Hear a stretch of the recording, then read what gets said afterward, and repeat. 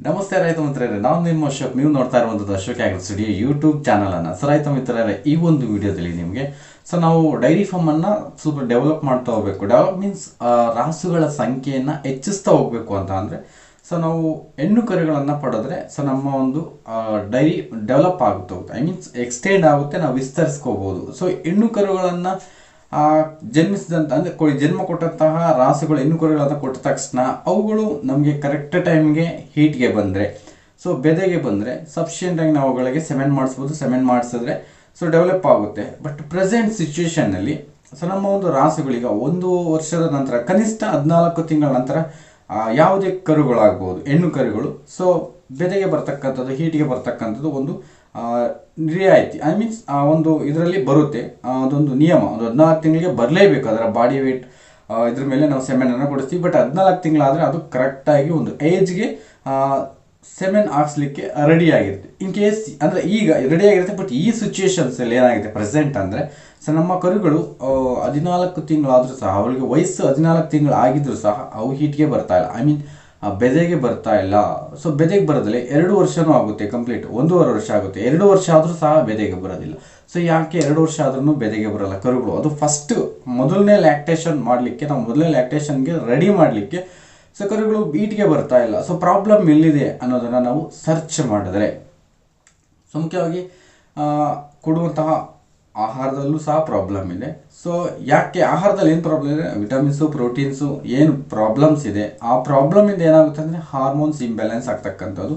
Hormones imbalance ಆಯಿತು ಅಂತಂದರೆ ಯಾವುದೇ ಒಂದು ಕರು ಆಗ್ಬೋದು ಅಥವಾ ಪಡ್ಡೆಗಳಾಗ್ಬೋದು ಬೆದೆಗೆ ಬರೋದಿಲ್ಲ, ಐ ಮೀನ್ ಹೀಟ್ಗೆ ಬರೋದಿಲ್ಲ. ಏನು ಅಂತ ಅಂದರೆ ಈ ಒಂದು ಸ್ಟಿಮ್ಯುಲೇಟಿಂಗ್ ಒಂದು ಹಾರ್ಮೋನ್ಗಳು ಏನಿರ್ತವೆ, ಈ ಹಾರ್ಮೋನುಗಳ ಕರೆಕ್ಟಾಗಿ ಅವರು ಉತ್ಪಾದನೆ ಆದರೆ, ಕರೆಕ್ಟಾಗಿ ಅವು ರಿಲೀಸ್ ಆದರೆ ಖಂಡಿತ ಈ ಒಂದು ಕರುಗಳು ಬೆದೆಗೆ ಬರೋದಕ್ಕೆ ಯಾವುದೇ ಸಮಸ್ಯೆ ಇರೋದಿಲ್ಲ. ಅವು ಹಾರ್ಮೋನುಗಳ ಉತ್ಪಾದನೆ ಆಗದೇ ಇರೋದ್ರಿಂದ ಅವು ಬೆದೆಗೆ ಬರಲ್ಲ. ಓಕೆ, ಇವುಗಳನ್ನು ಕೃತಕವಾಗಿ ನಾವು ಅಂದರೆ ಯಾವ ಒಂದು ಔಷಧಿಗಳನ್ನು ಕೊಟ್ಬಿಟ್ಟು ಇವುಗಳನ್ನು ಉತ್ಪಾದನೆ ಮಾಡ್ಬೋದು. ಈ ಒಂದು ಅಂದರೆ ಆ ಹಾರ್ಮೋನುಗಳ ಉತ್ಪಾದನೆಗೆ ನಾವು ಯಾವೆಲ್ಲ ಮೆಡಿಸಿನ್ಸ್ಗಳನ್ನು ಕೊಡ್ಬೋದು ಅನ್ನೋದನ್ನು ನಾವು ಇಲ್ಲಿ ಮುಖ್ಯವಾಗಿ ಯೋಚನೆ ಮಾಡಬೇಕಾಯಿತು. ಈ ಒಂದು ವಿಡಿಯೋದಲ್ಲಿ ನಾನು ಅದೇ ವಿಷಯವನ್ನು ನಿಮ್ಮ ಹತ್ರ ಅಂದರೆ ಫಸ್ಟ್ ಲ್ಯಾಕ್ಟೇಷನ್ಸ್ಗೆ ನಮ್ಮ ಒಂದು ಕರುಗಳು ಫಸ್ಟ್ ಲ್ಯಾಕ್ಟೇಷನ್ಸ್ ಈಗ ಒಂದೂವರೆ ವರ್ಷ ಆಗಿದೆ. ಬಟ್ ಆ ಒಂದು ಕರು ಬೆದೆಗೆ ಬರಲಿಲ್ಲ, ಸೆಮೆನ್ಗೆ ಬರಲಿಲ್ಲ ಅಂತ ನಾವೇನೆಲ್ಲ ಮಾಡ್ಬೋದು ಅನ್ನೋದನ್ನು ಈ ಒಂದು ವಿಡಿಯೋದಲ್ಲಿ ಹೇಳ್ತೀನಿ. ಮೊದಲನೇದಾಗ ಫಸ್ಟ್ ಲ್ಯಾಕ್ಟೇಷನ್ಸ್ಗೆ ಬರುವಂತಹ ಕರುಗಳಿಗೆ ರಿಲೇಟೆಡ್ ಆಗಿ ಈ ಒಂದು ವಿಡಿಯೋನ ಟೋಟಲಿ ಮಾತಾಡ್ತಾ ಹೋಗೋಣ. ಖಂಡಿತ ನಮ್ಮ ವಿಡಿಯೋಗಳನ್ನು ಯಾರೆಲ್ಲ ಹೊಸದಾಗಿ ವಾಚ್ ಮಾಡ್ತಾ ಇದ್ದಾರೆ ಖಂಡಿತ ನೀವು ಸಬ್ಸ್ಕ್ರೈಬ್ ಮಾಡ್ಕೊಳ್ಳಿ. ಹಾಗೆಯೇ ಬೆಲ್ ಐಕಾನ್ ಕ್ಲಿಕ್ ಮಾಡೋದ್ರ ಮುಖಾಂತರ ನಮ್ಮ ನೋಟಿಫಿಕೇಶನ್ಸ್ ನಿಮಗೆ ಫಸ್ಟ್ ವಿಡಿಯೋಗಳನ್ನು ವಾಚ್ ಮಾಡಲಿಕ್ಕೆ ಬೆಲ್ ಐಕಾನ್ ಕ್ಲಿಕ್ ಮಾಡ್ತಾ ಅಲ್ಲಿರುವಂಥ ಹಾಲನ್ನು ಪ್ರೆಸ್ ಮಾಡಿದ್ರೆ ನಿಮಗೆ ನೋಟಿಫಿಕೇಶನ್ ಬರುತ್ತೆ. ಓಕೆ, ಅದು ನೀವೆಲ್ಲರೂ ಮಾಡ್ಕೊಂಡಿದ್ರೆ ಅಂತ. ಕೆಲವರು ಇನ್ನೂ ಸಬ್ಸ್ಕ್ರೈಬ್ ಆಗದಲ್ಲೇ ವಿಡಿಯೋಗಳನ್ನು ವಾಚ್ ಮಾಡ್ತಾ ಇದ್ದಾರೆ. ಖಂಡಿತ ಸಬ್ಸ್ಕ್ರೈಬ್ ಮಾಡ್ಕೊಂಡು ವಾಚ್ ಮಾಡಿ, ನಿಮಗೂ ಅನುಕೂಲ, ನಮಗೂ ಅನುಕೂಲ. ಹಾಗೆಯೇ ಆ ವಿಡಿಯೋಗಳನ್ನು ಲೈಕ್ ಮಾಡೋದು ಮರಿಬೇಡಿ. ಖಂಡಿತ ವಿಡಿಯೋಗಳನ್ನು ಲೈಕ್ ಮಾಡಿ ಅಂತ ಹೇಳ್ತಾ ವಿಡಿಯೋನ ಸ್ಟಾರ್ಟ್ ಮಾಡ್ತೀನಿ. ತಡ ಮಾಡೋದು ಬೇಡ. ಓಕೆ, ಮುಖ್ಯವಾಗಿ ಇಲ್ಲಿ ನಮಗೆ ಈಗ ನಾವು ಸೆಮೆನ್ಗೆ ಬರಲಿಕ್ಕೆ ಸ್ಟಾರ್ಟ್ ಮಾಡಬೇಕು. ಆ ಕರುಗಳು ಸೆಮೆನ್ಗೆ ಕರೆಕ್ಟ್ ಟೈಮ್ಗೆ ಬರಬೇಕು ಅನ್ನೋದನ್ನು ನಾವು ಮುಖ್ಯವಾಗಿ ಗಮನಿಸಬೇಕು. ಈಗ 14 ತಿಂಗಳಿಗೆ ಬಂದರೆ ಕೊಡಿಸೋದು ಬೇಡ. ಯಾಕೆಂತ ಅವುಗಳ ಒಂದು ಬಾಡಿ ವೆಯ್ಟು ಡೆವಲಪ್ ಆಗಿರಬೇಕು. ಕನಿಷ್ಠ ಒಂದು 300 kg ಅಷ್ಟು ಬಾಡಿ ವೆಯ್ಟ್ ಏನಾದ್ರು ಇತ್ತು ಅಂತಂದರೆ ಖಂಡಿತ ನಾವು ಕೊಡಿಸ್ಬೋದು. ಅದು ಎಲ್ಲ ರೀತಿಯಲ್ಲೂ ಸಜ್ಜಾಗಿರುತ್ತೆ ಸೆಮೆನ್ ಪಡ್ಕೊಳ್ಳಿಕ್ಕೆ ಅನ್ನೋದನ್ನ ನಾವು ಗಮನಿಸ್ಬೋದು.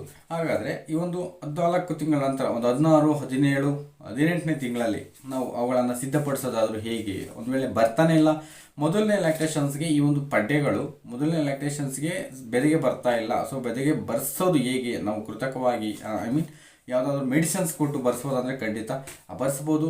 ನೀವು ನೋಡ್ತಾ ಇರ್ಬೋದು ನಮ್ಮ ಹಿಂಬದಿಗಡೆ ಪ್ಲೇ ಆಗ್ತಕ್ಕಂಥ ವಿಡಿಯೋದಲ್ಲಿ ಹಿಮಾಲಯ ಕಂಪನಿಯವರ ಹಿಂಪರ್ಟಿನ್ ಟ್ಯಾಬ್ಲೆಟ್ಗಳನ್ನು ಬಳಸೋದ್ರ ಮುಖಾಂತರ ಖಂಡಿತ ನಮ್ಮ ಒಂದು ಕರುಗಳು, ಅದರಲ್ಲೂ ವಯಸ್ಸಿಗೆ ಬಂದಿರುವಂತಹ ಕರುಗಳು ಮೊದಲನೇ ಲ್ಯಾಕ್ಟೇಷನ್ಸ್ಗೆ ಖಂಡಿತ ನಾವು ಅವುಗಳನ್ನು ಸಿದ್ಧ ಮಾಡಬಹುದು. ಏನು ಇಂಪರ್ಟಿನ್ ಟ್ಯಾಬ್ಲೆಟ್ಗಳು ಯಾಕೆ ಯೂಸ್ ಆಗುತ್ತೆ ಅಂತಂದರೆ, ಕರೆಕ್ಟ್ ಇಂಪರ್ಟಿನ್ ಟ್ಯಾಬ್ಲೆಟ್ಗಳು ಮುಖ್ಯವಾಗಿ ಅವುಗಳ ಮುಖ್ಯ ಕೆಲಸ ಏನು, ನೀವು ಯಾಕೆ ಇವುಗಳನ್ನು ಯೂಸ್ ಮಾಡಬೇಕು ಅಂತಂದರೆ ದಿ ಬೆಸ್ಟ್ ರಿಸಲ್ಟ್ ಪಡ್ಕೋಬೇಕಂದ್ರೆ ಖಂಡಿತ ನೀವು ಇಂಪರ್ಟಿನ್ಸನ್ನು ಯೂಸ್ ಮಾಡಬೇಕು.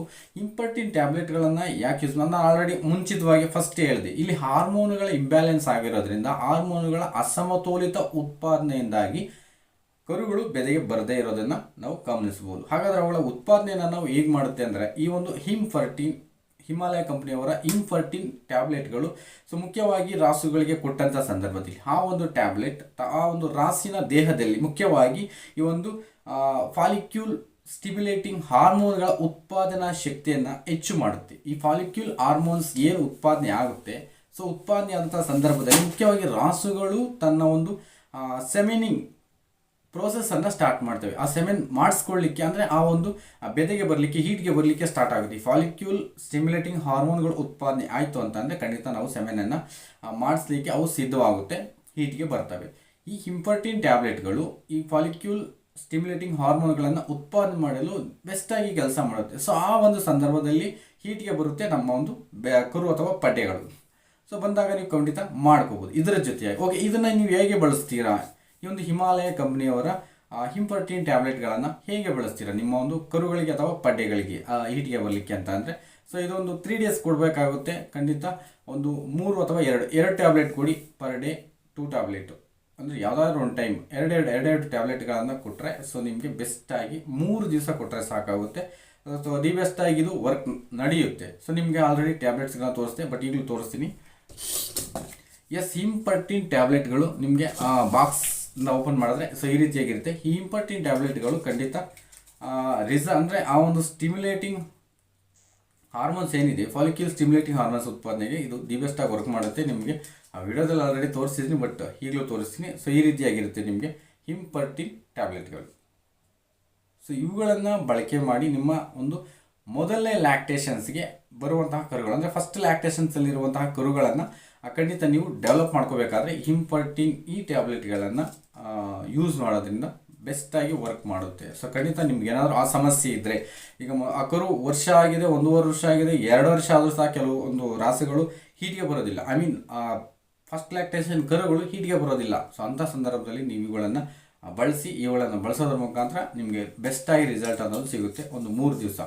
ನೆಕ್ಸ್ಟ್ ಲ್ಯಾಕ್ಟೇಷನ್ ಅಂದರೆ ನೆಕ್ಸ್ಟ್ ಆ ಒಂದು ಹೀಟ್ಗೆ ಬಂದಾಗ ಇವುಗಳನ್ನು ಬಳಸಿದಾದ ನಂತರ ಒಂದು 3 days ಬಳಸ್ತೀರಾ. ಅದಾದ ನಂತರ ನಿಮಗೆ ಹೀಟ್ಗೆ ಬಂತು ಅಂತಂದರೆ 3 ಅಥವಾ 4 days ಬಳಸಿ, ಏನು ತೊಂದರೆ ಇಲ್ಲ. ಒಂದು 4 days ಬಳದ ನಂತರ ನಿಮಗೆ ಹೀಟ್ಗೆ ಬರುತ್ತಲ್ಲ, ಆಗ ನೀವು ಸೆಮೆನ್ಸನ್ನು ಕೊಡಿಸಿ ಖಂಡಿತ ಅದು ಸೆಟ್ ಆಗುತ್ತೆ. ಆ ಸೆಟ್ ಆಗಬೇಕಾದ್ರೆ ನಿಮಗೆ ಕೆಲವೊಂದು ಜಾಗ್ರತೆಗಳನ್ನು ಕೈಗೊಳ್ಳಬೇಕಾಗುತ್ತೆ. ಸೊ ಅದು ಆಲ್ರೆಡಿ ನಾವು ಕೆಲವೊಂದು ವಿಡಿಯೋಗಳು ಹೇಳ್ಕೊಟ್ಟಿದ್ದೀವಿ.